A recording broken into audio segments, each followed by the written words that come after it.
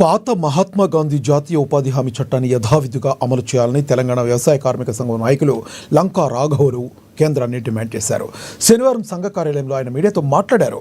కేంద్రంలోని బీజేపీ ప్రభుత్వం కొత్తగా తీసుకొచ్చిన ఉపాధి చట్టాన్ని రద్దు చేయాలని కోరారు. పాత చట్టం కూలీలు కడుపు నింపే విధంగా ఉంటే కొత్త చట్టం వారి కడుపు కొట్టే విధంగా ఉందన్నారు. వెంటనే జీరాంజీ చట్టాన్ని రద్దు చేసి పాత ఉపాధి చట్టాన్ని కొనసాగించాలని వారు కోరుతున్నామని తెలిపారు. తీసుకొచ్చిన ఉపాధి హామీ పథకాన్ని వ్యవసాయ కార్మిక సంఘం, ఉపాధి కూలీ సంఘం, ఉపాధి హామీ చట్టం అనేటువంటిది ఎంతో ఉపయోగమైనటువంటి ఆ చట్టాన్ని రద్దు చేసి మోడీ ప్రభుత్వం కొత్తగా ఉపాధి పథకం అనేటువంటి తీసుకురావడాన్ని మేము తీవ్రంగా వ్యతిరేకిస్తున్నాం.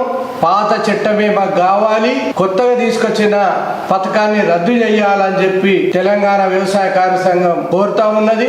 ఈ ఉపాధి హామీ పాత చట్టం ఏదైతే 2006లో వచ్చిందో దాని యొక్క ఉద్దేశం గ్రామీణ ప్రాంతం, పట్టణాలు ఎట్లయితే డెవలప్ అవుతున్నాయో గ్రామీణ ప్రాంతంలో అభివృద్ధి చెందాలా, గ్రామాలలో ఆర్థికంగా కూలీలు బాగుపడాలి, వాళ్ళకు ఉపాధి రావాలి, గుంతలు గాని అట్లాంటి తవ్వుకోవడానికి ఎంతో గ్రామీణ ప్రాంతంలో కూడా బిల్డింగ్లు గాని రోడ్లు గాని ఇట్లాంటి నిర్మాణానికి ఎంతో ఉపయోగపడినటువంటి ఈ పథకం ఒక గ్రామీణ ప్రాంతానికి కూలీలకు వరం లాంటి. ఇప్పుడు ఈ కొత్త పథకం వల్ల ఈ చట్టం రద్దు అయితే గ్యారెంటీ ఉపాధి హామీ గ్యారెంటీ అనేటువంటిది ఉండదు. దీన్ని రద్దు చేస్తారు. ఎందుకంటే చట్టంలో గ్యారెంటీ వారం రోజులకు పే స్లిప్ ఇచ్చుడు, 15 రోజులకు పేమెంట్ ఇచ్చే వాళ్ళు, గ్రూపులు ఉండేవి, మెట్లు ఉండేటువంటిది, ఆ రకంగా అనేక సౌకర్యాలు అనేటువంటిది ఈ రోజు ఈ కొత్త పథకం తీసుకురావడం వల్ల, అదే విధంగా ఈ మోడీ తీసుకొచ్చిన ఈ తప్పుడు విధానాలను మార్చుకోవాలా అనేటువంటిది, ఇది ఇందిరమ్మ ఇండ్లది పథకం వేరే, ఈ స్కీమ్ వేరే.